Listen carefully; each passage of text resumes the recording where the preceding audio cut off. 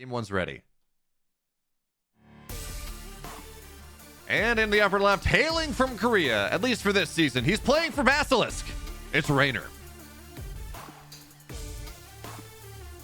And in the top right side, we are looking at the main base of the man who once upon a time spoke the magical words. Imagine if, well, there is no Cyril, there sort of is a Reynor, but there isn't really a Reynor. Is this then his season?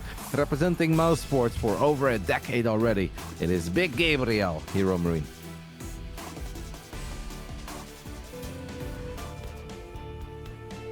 Roddy, in the break, we were talking about what we might see, right? Obviously, the elephant in the room here, 250, 200 milliseconds of ping. You're dodging Widow Mines. You're trying to get Baneleys to connect. That's really hard. But you said that Reynor's been in the kitchen, and you know he may not be the pizza chef that HeRoMaRinE is. But what's he cooking here?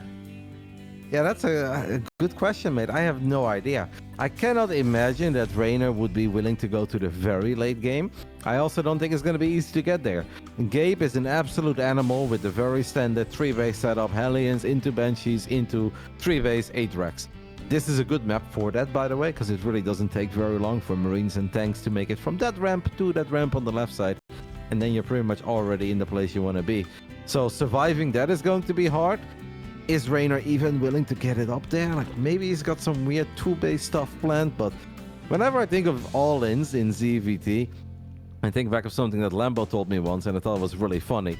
Somebody was like, what about some Nidus all-ins? What about like Nidus this, Nidus that?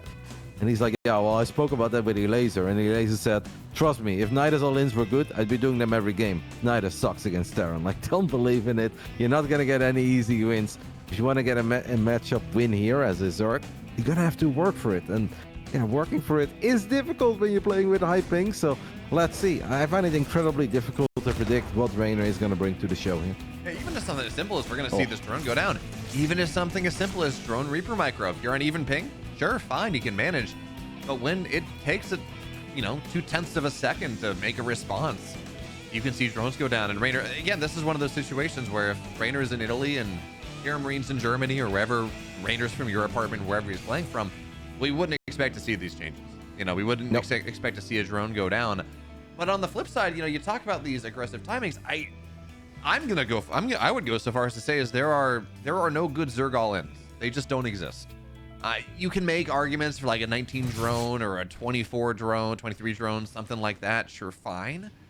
But I don't think they're very good. And so, especially on a map like Ghost River that you're running up in ramps like this, yes, there's a Roachborn going down, but this feels like even going for an all-in just because of the map setup and because of the racial setup, it just feels really hard.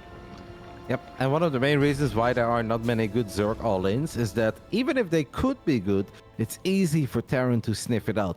Terrans like opening up with Hellions. Hellions are quick, they're mobile, they're gonna get a great scout off. Hellions should not die against Zerglings.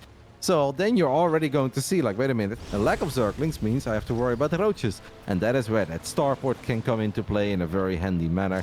Where if you have 1 or 2 Banshees, sure, great to harass, great to push back creep, but even better in dealing with a couple of Roaches that run early to your side of the map. And we all know how Zerg economies work. If a Zerg makes a lot of Roaches early on, it is hard to then just go back into droning and try to turn this into a macro game. I was maybe thinking of like, all right, what about the good old Loco, as I like to call it?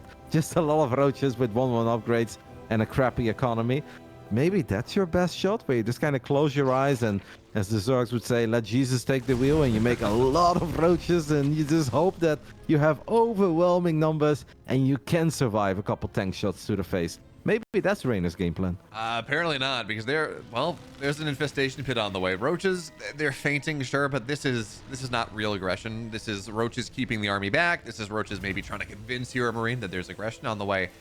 And HeRoMaRiNE has some conceits to that aggression, right? These are pretty early tanks. Generally, you wouldn't go them quite as quickly. And I gotta say, I'm a little surprised we're not seeing Tech Lab Starport. I feel like if I'm HeRoMaRiNE and knowing what I know about this matchup, I feel like I'd just be going Hellion Banshee every single game, right? Banshees cover almost everything that a Zerg player can do. You get all the map control, you get everything you could possibly want. But what do you make of this infestation pit here, Roddy? I was thinking, obviously Swarmos is an option, but Swarmos is not very good against Marine Tank, and it's going to be a mega quick hive. And I'm thinking back of a game that I think Cero played against Cure, but it could have been Maru as well on Neo Humanity, I believe it was. Maru. Yeah, where basically Cero went for the quickest ultras ever. They were ridiculously quick. Other than 1 or 2 safety units, Cero made nothing. And at like minute 7, we had ultras with guidance plating or something along those lines. And it turns out that it really does not matter how many 1-1 Marines there are out there. 1-1 Marines do not deal very well with ultras. So Reynor may just be trying to get away with murder here. Give Gabe the idea that he needs to worry about a lot of roaches. And instead he tries to get the quickest ever ultras out. And ultras with guidance plating are so difficult to destroy for Marines. Yeah, this timing means your ultras are popping right around 8:15, 8:20, something like that. Yeah, it was Maru against Cero, Neo Humanity. I think upper bracket finals of the Masters Coliseum 6, I think it was. And yeah, if you can get away with it right, you're Roddy. If you can get away with it, Roddy, you're right. There we go. It's really powerful. So Ultra Cavern now on the way. 1-1's going to be done here. So it's 3 armor ultras plus 1 attack ultras. And that's a way to solve this, right? You hit them with a bunch of ultras. You A-move for the most part. You don't have to deal with splitting Marine or splitting Lings against Banes because the ultras are soaking up everything. And hey, I don't mind it. Round 1, pull the wool over your opponent's eyes. See if you can make it work. Yep, I'm very surprised that Gabe was that worried about Roaches and Ravages that he was not willing to do his trademark Hellion Banshee triple CC and take it from there, because then I still feel like you would see it coming in time. You've got a Banshee, you can sneak out a tank, but by Gabe overly respecting a bunch of Roaches early on, he could potentially put himself in a tough spot here. Now, Ghost River is still a map where if Gabe just wants to sit back and get a couple liberated, get a couple tanks, he will eventually have an answer for these ultras. But I think it's pretty obvious that Reynor just wants to hit right as quickly as humanly possible with ultras, maybe +1 melee. I wouldn't hate Adreno glance, but I know he doesn't have all the gas in the world, so I guess he can't afford it yet. And then Reynor is just going to send it, and he's going to hope that he can completely overrun the defensive setup of Big Gabe. Yeah, he's not even going for Adrenal. Every little bit of gas that he has is into ultras, into, well, also chitinous plating as well. And again, it's that 8:20-ish time, and chitinous plating is going to be done soon. 4 ultras are going to get on the map. And this is going to be very hard for HeRoMaRinE to get aggressive into. But if he's going to sit back on his side of the map, his Lings deal with this draft for the most part. If he's going to sit back on those 3 bases and hold the high ground with tanks and liberators, yeah, sure, chitinous plating ultras this early in the game are really hard to deal with. But if you're in that kind of defensive situation, it's going to be really hard for Reynor to attack into it. Yeah, but don't forget that we do have a couple Vipers already, right? At least 1, and maybe Reynor can sneak out 1 more. So then Reynor could potentially land an abduct or 2 from tanks that are sitting on the ledge of the high ground, protecting those bases on the low ground. Abducts could be sick, blinding clouds could be big. I think it's actually a bit scary for Gabe, who is now building a couple Vikings too, making this base into a planetary. I feel like it's something that he could have waited with. This might actually be one of these moments where Gabe could go full, wouldn't quite call it Bronze League Terran, but maybe Diamond League Terran, where you get a very early defensive random planetary fortress. Because you know the storm is coming. You know that Reynor is not going to play a 35-minute macro game here. So why not get something as silly as a defensive planetary to keep those first 3 bases safe? Yeah, okay, so we got Adrenal on the way now. We got Anabolic Synthesis getting started, so Ultra Speed is going to be there. And the question now is, what's Reynor's timing? Is it Ultra Speed? Is it Adrenal? Is it this 2-2 or at least +2 armor timing? Is that what he's going to go for? Because now he's maxed out. He's developed the art. It's not going to get that much. Upgrades are going to make it a little stronger, certainly, but the clock is now started. 2-2 is just about done for the Terran. He's got his 4th base. We're going to see those 3 command centers on the way as HeRoMaRinE is just saying, like, you're fine. I know you don't want to go late game. So what's Reynor's timing? When exactly is he going to try to take advantage of this? And especially with Ghosts on the way, eventually this army from Reynor does time out. Oh, this is already going to be difficult. There are a couple Banelings in the mix. HeRoMaRinE is just going to stand there. He's going to gun down a couple Banelings, tiny connection. Reynor is going to take economic damage. The big fight is happening on the other side of the map. This is where I was wondering, by the way, could you go for a random planetary? In the end, these 2 command centers die. The Ultras are going to be really difficult to kill here, but obviously Reynor needs more than just some SCVs, tanks, and Marines. Reynor basically needs the game, and that is going to be difficult. I mean, he does bust through the first line pretty easily. The problem is this drop on the other side is getting so much done, and the Ghosts are out now, so snipes go down in a bunch of the Ultras. Snipes, of course, incredible against a bunch of Roaches as well, and even though HeRoMaRinE has taken damage. You don't want to lose those ghosts here. He's got to, nope, he's going to lose those ghosts anyways. Even though this has been a lot of damage that HeRoMaRinE has taken, he killed the 4th base to the Zerg. You know, his 3rd base is still there. His 4th base is still there. It just wasn't enough. It was a little too late. HeRoMaRinE up 1. Yep, nice drop there by Gabe, realizing that it would be very difficult for Reynor to attack and defend at the same time. And he knew that Reynor wasn't signing up for the 35-minute macro game.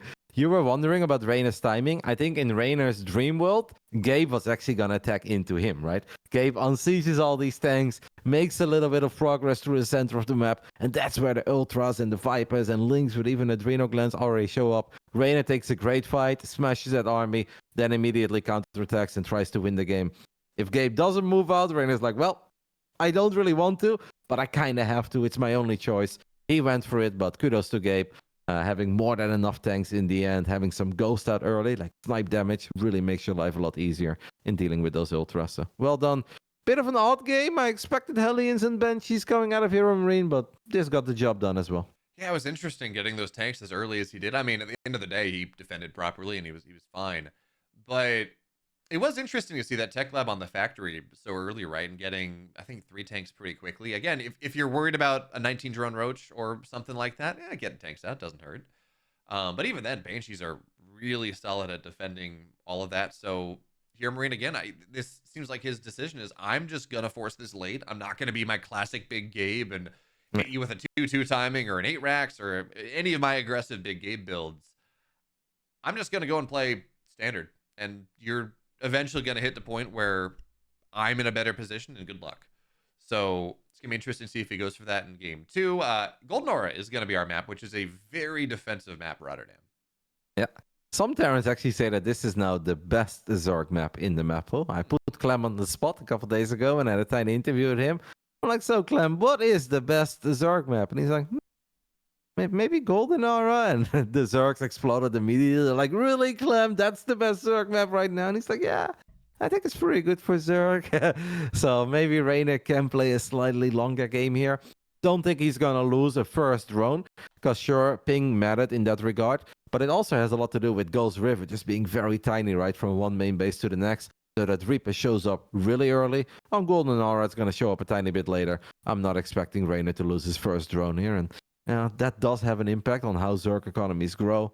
Let's see what Reynor has in mind for us. Maybe some Mutalisk Bane, like that's a lot more about movement rather than about exact micro in the heat of the moment, crisis management.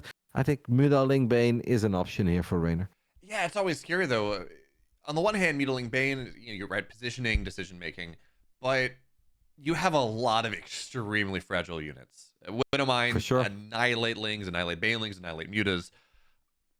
It's one of those things where, like, if you generally, like, your unit's starting to attack, you pull them back in time. If they have 250 milliseconds different, do you pull them back in time, right? It feels like something that is...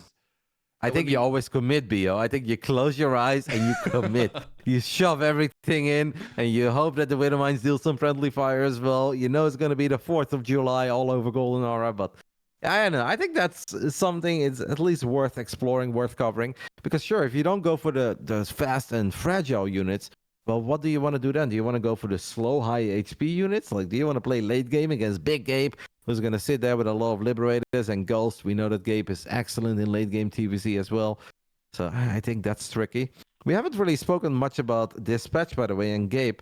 I do think that Gabe is tiny bit sad to see that previous Cyclone go. I think he loves it in TVT because that was not his favorite TVT meta, where it was all about quick micro pickups, breaking lock-ons, and spamming Cyclones. Like that favors someone like Clem a lot more than it favors Gabe. But Gabe did have a lot of success in the TVZ matchup, playing that Battle Max style that he had first that, we're just memeing, like 6 bases, 100 SCVs, but then he kept on doing it. He kept on winning it, and he even did it at IM Katowice against Solar. So I guess he's a little sad to see that that's probably not that viable anymore. I don't know, Roddy. You say that, yeah, HeRoMaRinE may be sad. The Cyclones are not as good as they were. But look, as a fan of StarCraft, I'm so happy the Cyclones were nerfed. I mean, but that's, I guess, more of on the TVT side of things. We had a lot of fun watching Cyclones headbutt Cyclones for 30 minutes on Radhuset. That was a lot of fun. Certainly. Yeah, that was a lot of fun. But I was looks just like checking my phone quickly because we were waiting for a little while. We are not sitting here just buying time, guys, because we want to spend as much time out of the game as humanly possible. I thought maybe there's an issue on the Reynor side, but he just joined the lobby right when you stopped talking. So sorry, Bo. I was paying attention. I was just wondering if there was an emergency update on the phone or something yeah, that I no, could it sounds share like with you and the viewers. it sounds like the whales are going clockwise instead of counterclockwise around the undersea cables, and that means there's a little bit more lag to Europe than normal. So we're just waiting for that to settle down and give it a little bit more of a fair matchup. Of course, we talk about ping a lot. It's important to point out that Reynor did he's playing into the GSL. He made the decision to try to go here. He's talked about how getting as far as he has is a bit of a surprise given the ping. So, we talk about it. It's relevant to the game, but also this is a decision that Reynor has made and a decision that he's actively fighting through. So, it is as it is. And for now, it's a game one lead, or it's a 1-game lead for HeRoMaRinE. He made his bed, and now he has to lay in it, which I think he really enjoys when he's not playing in the regionals. But in the regionals, maybe it's a little less comfortable than it otherwise could have been. Let's see what the Italian Stallion is going to bring to the show on Golden Aura. As in the bottom right side, we are looking at the main base of the man who is currently in South Korea because he wanted to participate in the GSL Kodas one last time. He has already qualified for Season 2, and obviously he's hoping that a lot of you guys will enjoy that run of him in Korea. This is Basilisk Reynor.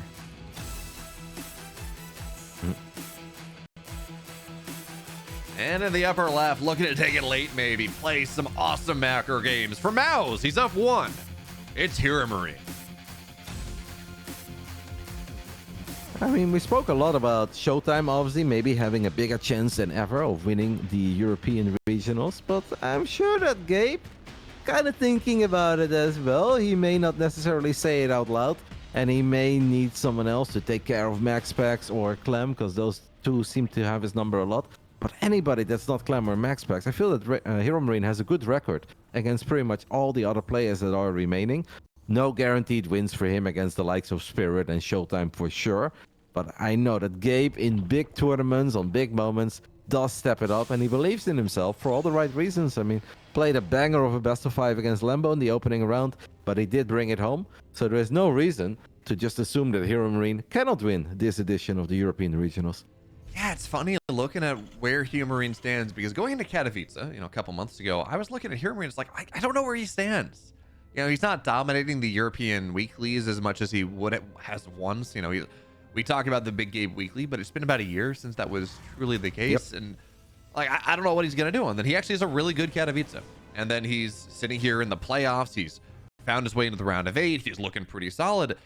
And it's kind of, it's nice in some way to say that, yeah, maybe his slump was a little bit overestimated. And now certainly with the regional as wide open as it is, it's this opportunity for him to go and make something happen. But for now, Reynor's going for a little bit quicker of a third base than you might otherwise go for. Again, trying to avoid the Reaper as much as possible. Like 1 or 2 supply, not that big of a deal. And for now, drone gets low. This is going to have to be probably set. Nope, it's just dead. That doesn't feel good. Yep, second one is still very low on HP as well, but Reynor is confident that he can cancel that Spore Crawler, and the Reaper was too low on HP to stick around because that Queen was about to come out. It is one. Oh, Reaper low on HP, but it does not get picked up as the grenade was perfectly placed. That was a close call, and for a split second there, I thought the Queen was going to get one more hit off, and it would have been good enough. It is a factory triple CC setup on the side of HeRoMaRinE, and I would say that is to the surprise of absolutely nobody. And this time around, I do think we're going to get those Banshees, Bio. Yeah, this would have been a really good map, or a really good game, actually, if you do think that even with your ping, you can go Lingbane Muta. This would be a solid game to do it, right? Lingbane Muta against 3CC is fantastic. Generally, right, when you talk about a Terran player dealing with an early Muta play, it's, well, not great because Marines are going to be out in time, and right when you're trying to build your Mutas, there's going to be Terran aggression. 3CC pushes that back a little bit, especially if there's a Banshee as well. It just slows down the stim timing by enough that you can get your mutas out in time to make something happen, to be active on the map before that happens. Granted, that is 2-base muta that I'm talking about. That's even less popular than just playing mutas in general, so I guess maybe not. But as it stands, you're right, Banshees are on the way. Third base done. HeRoMaRinE just getting himself really well set up for this mid game. Yep, and is maybe gonna take a page out of the playbook of Clem, who's had a lot of success lately with just YOLOing the Reaper and the first 2 Hellions in. this is not quite a success that I think Gabe was hoping for. He barely gets any shots off. In the end, he grabs 2 drones and a little bit of lost mining time, but I'd say that was a small win for Reynor, and that's nice. I'm sure Reynor is looking to grab every single tiny win by the horns if he can get one. I'd say that was alright. -2 Hellions, -a Reaper for only 2 drones and a little bit of lost mining time. Yeah, Reynor will take that. Yeah, it's cheap by comparison, certainly. And there's damage that Reynor's taking that we wouldn't expect him to take, so you're right. Getting anything back is really solid.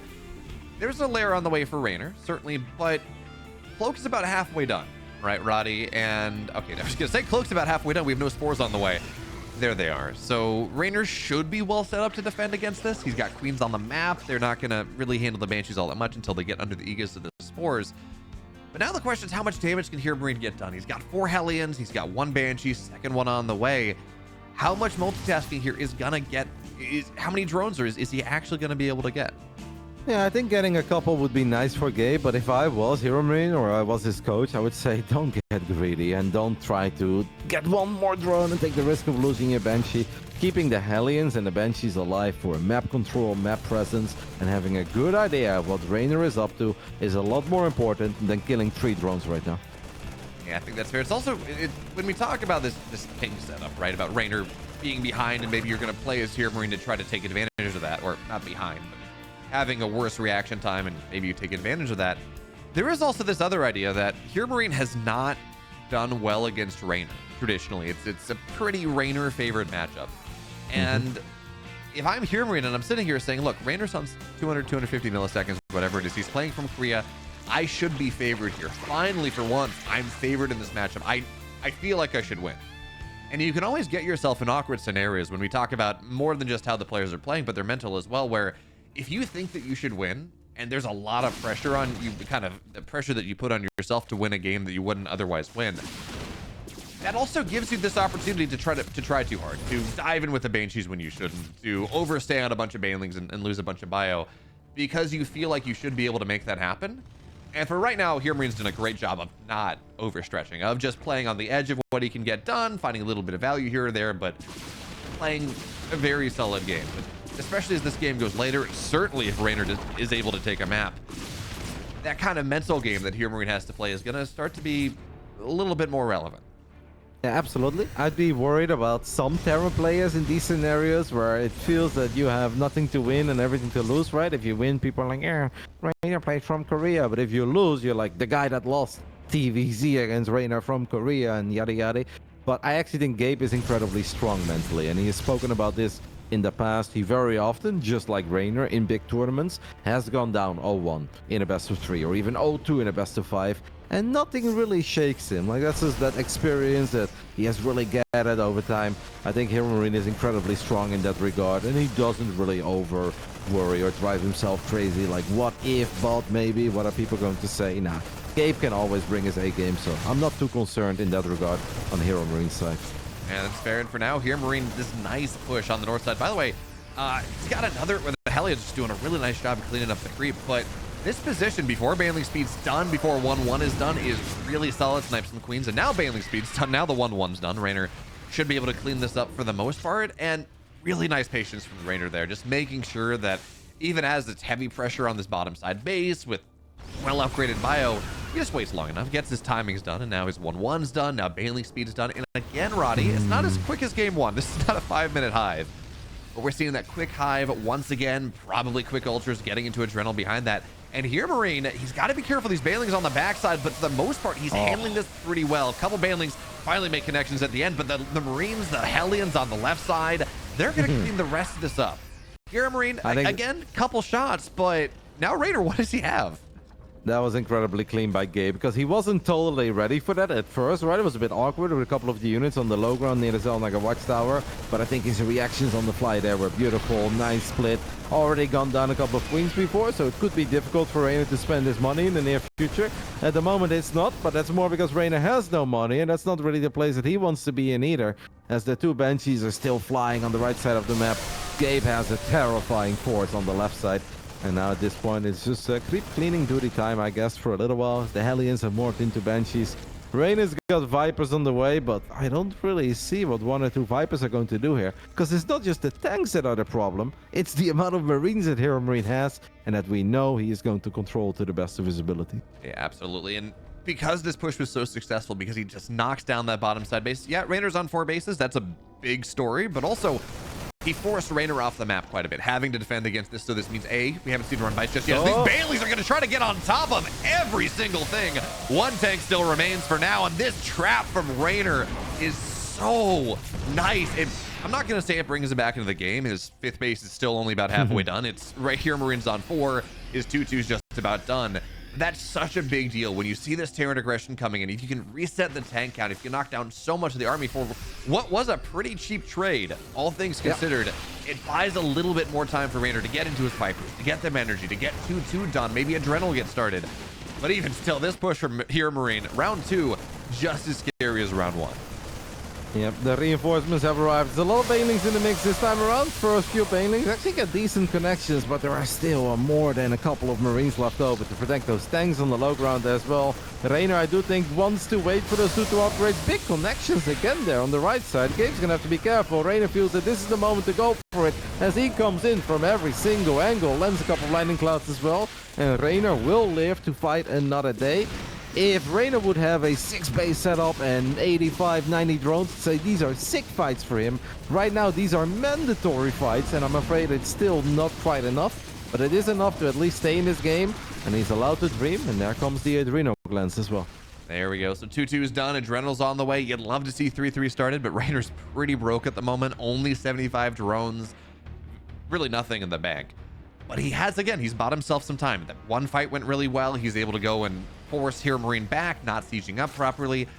But yeah, you're right. The problem, there's no 6th base. So HeRoMaRinE continues to grow into this game. We're adding ghosts right now, concussive shells to make it a little harder for the Banelings to connect. And Reynor, he doesn't have the money for what he needs. Hydra Den's on the way, probably eventually for Lurkers, but he's got to take the fight right now. At least he's thinking about it. Banelings, not the best connections to start. Ling's coming in from the backside as well here, and it gets another really nice surround. But HeRoMaRiNE's taking a fight the Queen's backside. Blinding Clouds are good, and it seems like once again, despite this scary position from HeRoMaRiNE, Reynor should be able to clean up even as Queens go down. And we talk about Queens going down. These Banshees have been so annoying for Reynor. Every single time the Queens go down, the Banshees run forward and get even more Lings, even more Bans. And even as Reynor cleans up the first round of this, the reinforcements from HeRoMaRiNE, especially with that low ground base pushing through, it seems like Reynor, he can't macro enough. That is that big Gabriel macro that we all know and love. Gabe just parade pushing to the center of the map. Reynor took 1 or 2 good fights there on the right side. It was just a little late. Reynor never really got his economy going the way that he would normally love to get the economy going. And Gabe, his macro is just kind of flawless. Like, that's something that Gabe has always been excellent at. You rarely see him float or be supply blocked when he shouldn't be. Yeah, just too much Terran stuff. Sometimes RTS is very simple. One guy just had too much for the other, and Reynor took 1 or 2 good fights, but it was a little bit too late. Like, those fights were mandatory to even just stay alive, but it never really looked close to, like, Reynor wins a fight and now has momentum and can counter. No, by the time that Reynor cleaned up an army, the next army was there, and then he cleaned up that army, and it just felt every single time Reynor cleaned up an army, a bigger Terran army showed up, and Gabe is just in total control of this best of 5 so far. Yeah, so I'm like, oh man, Reynor's turning it on. He's got these great cleanups, and it's like, well, yeah. We've had 1 army, yes, but what about a 2nd army? Now, we talked about Golden Aura, right? Maybe being the best Zerg map in the matchup. I looked it up, by the way. Terran has a 48% win rate on that matchup, so clearly, clearly broken for Zerg. Problem is, Crimson Court's the worst. One of the worst, if not the worst, maps for Zerg. Like, Terran's got like a 75% win rate on it or something ridiculous. Now, granted, it's early days. We're in our first season of the current maps. There are judgments that can be made. But yeah, 25-10 across ESL Masters Spring, Stars War, the Stars Wars qualifier, and the GSL. Terran's 25-10 on Crimson Court. It's a pretty good Terran map. Do the weeklies count? Not in the stats that I have now. Unbelievable. Only premieres. Those are the stats that I trust, Bio. I want to see Clem beat Mixu to know whether or not a map is truly Terran favored. Sorry, Mixu. Clem's good. Poor Mixu. He didn't come here to be attacked. It was not hey, if losing to Clem is being attacked, we're all being attacked right now. Everybody loses to Clem, mate. Come on. Hey, look, I have never lost to Clem. I've also never played Clem, so it works out. Anyways, the bottom left, another Terran player is up 2. It's HeRoMaRinE. I unfortunately played Clem many times and have lost many times. In the top right side, a man who's also lost to Clem a couple of times, but he's not playing against Claymore right now. He's going up against Big Gabe, and he's trying to make it a series, but it's not really going his way yet. Can we turn things around from Seoul, South Korea? It is Basilisk Reynor. If you think of playing a series where you know your latency is a little bit higher, like at first I thought that ZVZ would be very scary, but I guess you can also win ZVZs on strategy. Do you think ZVT is the most difficult to win with ping, or would you say one of the other matchups is even more terrifying? You know, my thought would have been ZVZ as well, right? Because Ling Bane wars are scary, but you can just go gasless. You can go roaches. It's fine. I think ZVT is by far the most execution-based matchup in general. There's obviously series planning and decision making and build orders and all of these things, but ZVT to me is the matchup that is so dependent on your execution compared to any other matchup that when you have that wall, that barrier to your execution, ping, 250 milliseconds, I'm willing to buy that argument. I'd say probably ZVT is probably the hardest, yeah. Especially against a man like Big Gabe and his flawless macro. And I gotta say, Gabe had some really good micro there as well. I think especially the fight on the left side where he kind of got ambushed, right? He wasn't totally ready for that. Gabe is sometimes a little bit similar to how Bomber found his success in the early days, where the setups are just so good that the micro almost comes naturally and it's already done before the fight started. But that's where he kind of had to react on the fly a little bit, wasn't totally ready. And I think he actually managed to save a lot of his units very well. Showed us that Gabe is not all about the strategies and the macro, but if he needs to target fire down some Banes, split some Marines in the heat of the moment, he can do that too. Funny start here, by the way, by Reynor, as he mined out those gold minerals real quick. Niel, dedicated observer, showed it to us. And he's going up to 3 bases at that 3 o'clock position. And it's going to be maybe a bit difficult for HeRoMaRinE to scout, but if you take a look at what Gabe has seen so far, he did already see that those minerals were mined out. If you take a look at the south side of Reynor's natural. So I think that Gabe has a pretty good idea of what's happening here. Yeah, I think that makes sense, right? You really don't want to take the forward gas base as a Zerg player in this game. It's just, it is hard. There's a low ground ramp right there. There's a full cliff. I mean, even a 3-base Terran push with a couple tanks is just so hard to deal with. So you got to mine the gold base out, take that more protected base. Even taking the triangular is really hard against the Terran because they can drop high ground, low ground. They can stem on high ground like we were talking about in that nice coffee series. It becomes really hard to play on. So I wouldn't go so far as to say this is like a Eternal Empire, right, where there's only one viable third base. But there's one third base that is obviously much better than the rest. Even this, though, is a little scary because if the Terran mines out their own stack to run right through, suddenly that's really hard to deal with. They can knock the rocks down and put a tank siege up right there. It's probably the best possible scenario to get yourself a little bit more of a wide open space to be able to take Ling Bane fights, crash onto the Terran army. But there are so many nice chokes on this map that it just becomes very difficult to dislodge an aggressive Terran. You know, BL, as we have a quick stim on the way for HeRoMaRinE, why the hell do you make me think back all the way of Eternal Empire and figure out how the hell that map looked? When you could have just mentioned Ghost River when it came to a map with only one viable third base to take. I feel like Ghost River is the best example ever of that point. I think Eternal Empire is up there. It's like you take the triangular third, or you go down a ramp, up a ramp, around a corner to go take your third, and I don't know, maybe yeah, I'm but just what like... about Ghost River, mate? Where would you take the third if you don't take the triangle? You 2-base it, it's fine. So there is just no third base. Okay, fair enough, fair enough. I got you, mate. Eternal Empire it is. Everybody think back of Eternal Empire. I mean, I think everyone should be able to, right? That map was in the map pool longer than like any map we've ever had. But you know, Roddy, it's also you've got a great memory for StarCraft. We got to give you the opportunity to flex it a little bit, you know? Not when it comes to map and map names. I am so terrible at that. Don't ask me why. I am very good in remembering games and players and when they shined and when they had good runs in tournaments. But if you ask me like, hey, Roddy, name 3 maps of the previous map pool, I'll be like, oh, Short circuit in the brain. I can't, like, is it Steps of War? Blistering Sands? No, damn it, I got it wrong. It's immediately, yeah, no, I'm the same way. It's like the map pulls over, it's immediately gone from my memory. I'm like, okay, you remember like Golden Wall or Eternal Empire, some of these maps that have made a big impact on the scene. But yeah, the majority, they existed. I cast a lot of games. I played a lot of games on them, but couldn't tell you what they were. What I can tell you is that Gabe is here with 16 Marines, and he's going to stim forward, gun down an Overlord. He's going to work on the 4th hatchery a little with Reynor, but he's not quite going to be able to get it. You already mentioned it. These bases are difficult to defend because once all these units unload in the main, they can stim forward. They can threaten the drones over here on the right, but they can obviously always go easily back to that low ground as well, or even stay on the high ground and make life hard for Reynor. So HeRoMaRinE is going to grab 4 workers for now, and he's going to pick these units back up, get the hell out of here. Yeah, that's kind of all 3 damage, right, for Gabe? I mean, what did he really lose there? 1 or 2 Marines? I think he's pretty happy with that. Losing the 2 Hellions in the center of the map may be a tad annoying, but he only made 2 Hellions. It's not like he made 6 or 8 Hellions. He's really counting on them dealing damage. It is a lot more about the Marines and the tanks here for Gabe. Yeah, I mean, HeRoMaRinE went full TY 2-1-1. 2 Hellions, getting your 2-1-1, getting that 6-ish minute stim timing, and getting yourself into the mid game really, really nicely.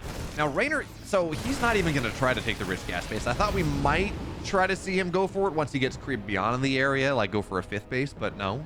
He's expanding actually very close to the Terran player for his 5th down in the bottom right side, which one of the hallmarks, right? One of the truisms you talk about when you're playing as EVT is you don't want to expand. You want to expand as far away from the Terran as possible. That makes it harder for them to push into you.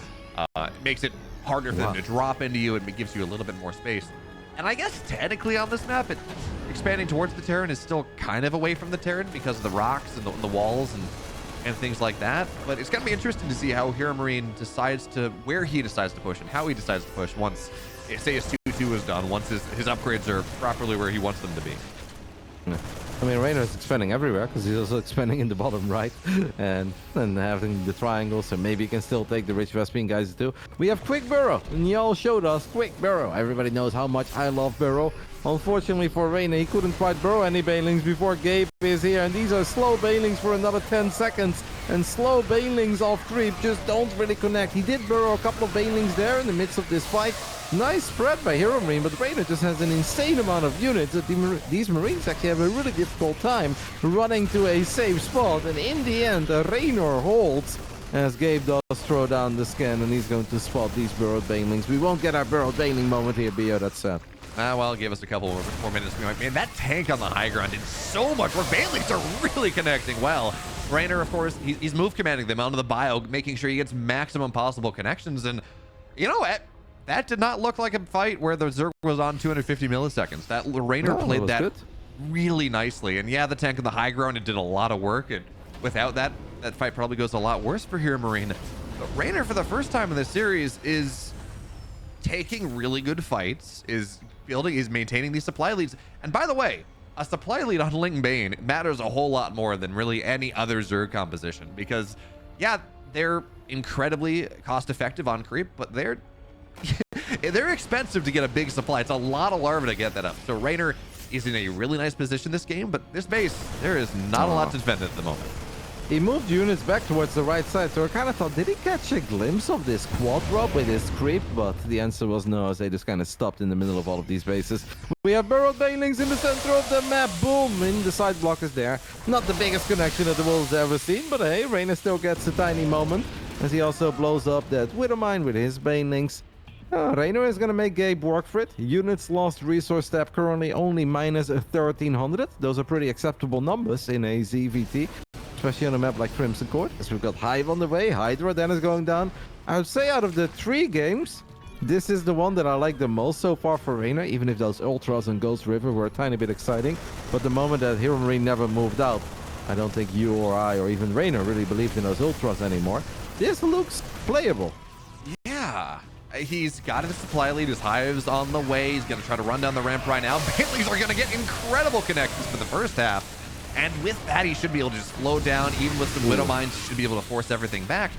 And again, yes, the story here also is that HeRoMaRinE is being pretty greedy economically. He's got his 4th base well timed. Actually, no 5th base at the moment. I expected to see a couple more command centers, but that is one of the reasons why maybe his supply is not as high as we would otherwise expect. You know, we'd expect it. He is committing to this late game a little bit more, and for now, WidowMine, Reynor has a good split. Once again, the high ground base is held on to, and now he's adding in those Hydras. He's moving into, we should see Lurkers on the way pretty soon, and you talk about mechanical execution, right, with lag and everything else. Lurkers, you know what's cool? You burrow them, right? It doesn't require nearly as much in-fight micro. That is very cool. I love Lurkers. Reynor has mined out the gold minerals in the bottom side of the map, so he has opened a path for his Lings and Bangs to really make this an annoying game for HeRoMaRinE, as HeRoMaRinE can now no longer just focus on the center of the map. He's actually going to have to either build some more depots or worry about non-stop run-bys. There's a couple of Banelings have burrowed in that middle line as well. Not sure if Gabe has seen it. Here come the SCVs. Oh, Reynor blows up 17. I mean, the kid is definitely finding some plays here. Will it be enough? We'll only know in a matter of time, but so far so good. Reynor is absolutely battling here on Crimson Court. Great move with those drones, mining out those minerals. Yeah, these Liberators are certainly annoying for Reynor. You gotta fight Queen's Liberators off creep, just doesn't feel very good. But again, great splits from Reynor on the Widow Mines here. He can deal with this. He pulls away for a second, I guess F2 to try to deal with the push in the front. And this is where it starts to get a little bit scary. Big push up the middle through Big Gabe, and the tank on the low ground makes it hard. The base will fall down. But the question now is at what cost? I mean, HeRoMaRinE gets a base. Absolutely he does, but he's losing a ton of medevacs.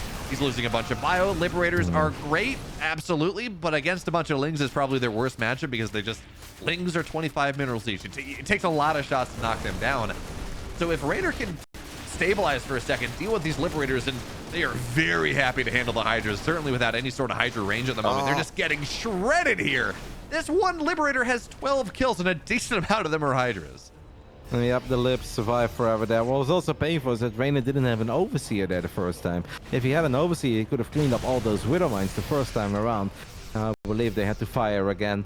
Reynor did not really feel, I guess, that he had the right amount of gas to fire up Adrenal Glands. When you're fighting 2-2 Ling Bane against 2-2 Bio, it's acceptable. But once here, Marines and Marauders have +3 attack and armor, and there are medevacs to support it, and there are Liberators in the mix, that's where the fights, I think, are going to look incredibly different, and we can already see that here. HeRoMaRinE doesn't just take a little W here. HeRoMaRinE gets a slam dunk victory, destroys the army, gets the base, and yeah, honestly, what's stopping him from continuing to push? Maybe he's a tiny bit worried about more run-bys, but that was by far and away the biggest victory that HeRoMaRinE has had throughout the entire game. 3-3 upgrades really, really matter in the late game.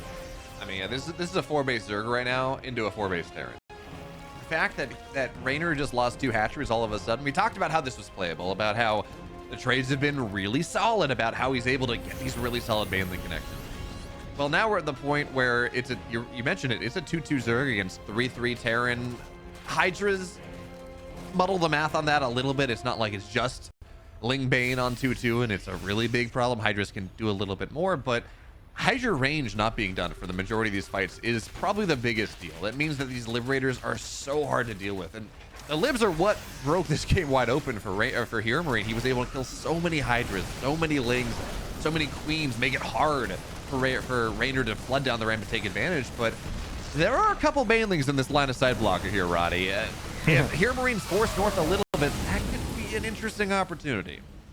It's going to be so hard to fight near planetaries, though. It is no longer just that orbital at the third. It is now a planetary that Reynor has to worry about. Baneling count here is decent, but SCVs are going to try to mass repair the planetary, not in time. So Reynor does take out this bottom base, and that's actually kind of nice. I'm afraid he's going to lose all those units there, though. At the same time, he is sending it with all the Lings and Bangs and a couple of the Hydras coming in from the top right side. But it feels that the firepower of this Terran army is just a little bit too big. The upgrades are shining bright like a diamond for Gabe as well, and the amount of medevacs is crazy. I mean, Ghosts and Marauders just live forever against +2 melee Zerglings. Yeah, Ghost also 2-shot Ling, so it becomes very, very sad as a Zerg player when you're having to fight against that. So, Reynor, this is what you got to do, right? You force the Terran player to look someone else, then you try to attack, maybe their screen is handling something. You say, hey, this is my opportunity. But when you're at a point where Marauders are beating Hydras, it really is a bad feeling. So the base on the bottom side goes down once again. Reynor, he's got another base on the north side, which I kind of expected him to try to expand into anyways. It's much further away from the Terran than the bottom right side. And certainly if HeRoMaRinE expands as he did, I mean, That base on the right side, it's right next to HeRoMaRiNE's planetary. It's very hard to hold on to. So Reynor's got that. He knocks down the base of the Terran. He only loses one of... Actually, did he lose the middle? No, he only loses one of his own. But it's this 3-3 timing. It's adrenaline. It's all these other things that he's fighting in a deficit for another 30 seconds longer. Yep, and Gabe is maxed out. Maybe Gabe is just waiting for that base to land on the left side. Let's see if this can actually successfully morph into a planetary, and then he can just go. Or maybe he's waiting for advanced ballistics. That is a potential move as well. But there's really no reason for HeRoMaRinE to slow down. You're maxed out. You've got money in the bank. I feel like if there is ever a moment where you want to fight against a Zerg that's nowhere near maxed out, and I always believe that HeRoMaRiNE's game sense is good enough to know that Reynor is not maxed out at the moment. With the amount of economic damage he's been taking, I kind of expect Gabe to go soon. Reynor is going to try to make some magic happen with a couple of banelings. Maybe this is a little bit of that bluffing, where he's like, hey man, I'm still rich, I'm attacking you, you should definitely not attack me. As Gabe donates 3 medevacs that were all empty. I don't know, maybe there was a brilliant play there that we missed, but pulling units out of position perhaps while pushing through the center. I don't know much, BO, but I do know that I think HeRoMaRinE is going to be the first player to make it into the upper bracket semifinals. As Reynor does have a flanking infestor, lands a fungal, might actually be a decent fight here for the Italian Stallion.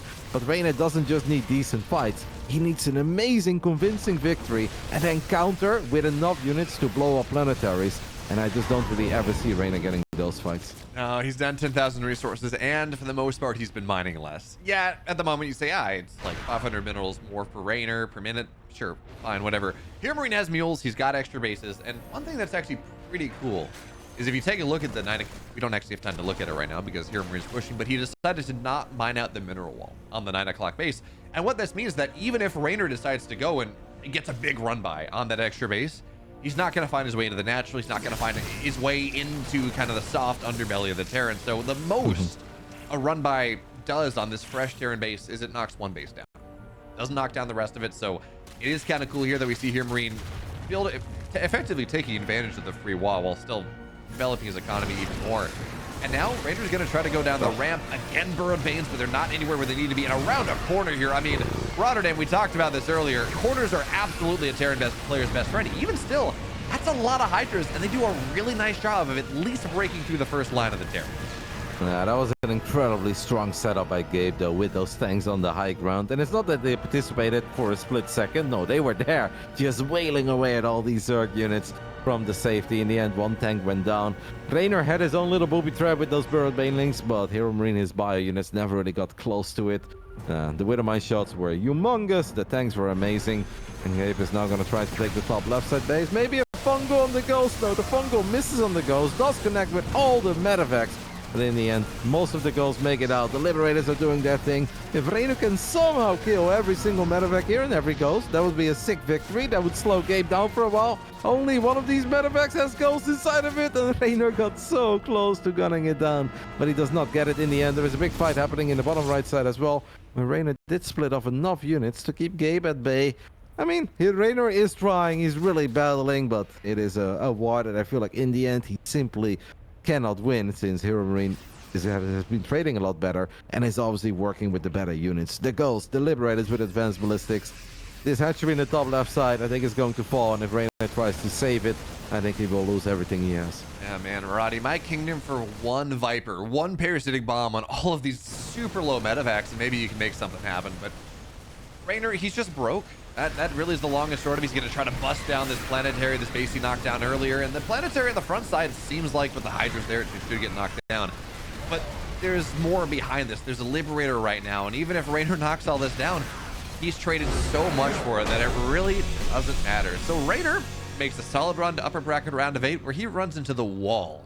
And HeRoMaRinE, our first player into the upper bracket round of 4. But Reynor, of course, he's got an opportunity, Roddy. It's the lower bracket. You got 2 lives here in the regionals.